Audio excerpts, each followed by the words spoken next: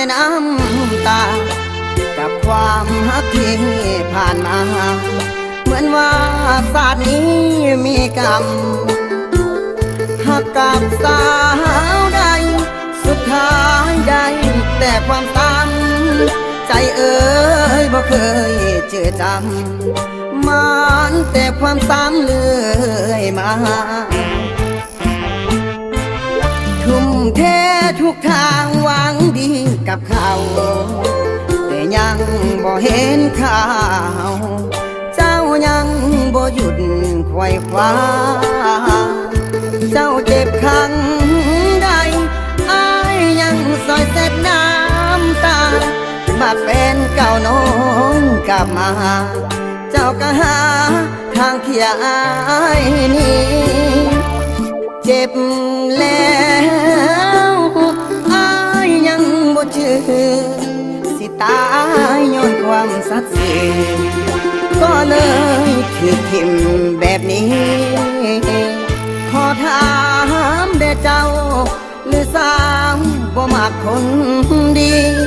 มีเงินมีรถให้ขี่พุ่นตีเจ้าจึงพอใจจากวันนี้ไปอ้ายขอจดจำผู้หญิงหน้าใส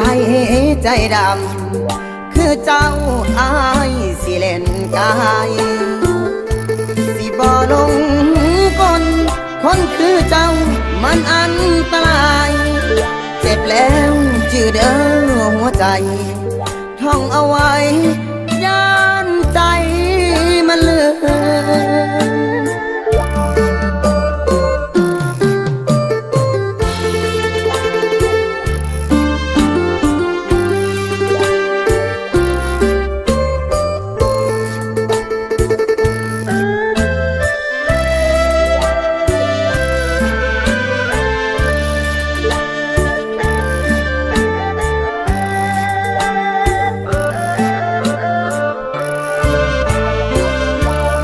เจ็บ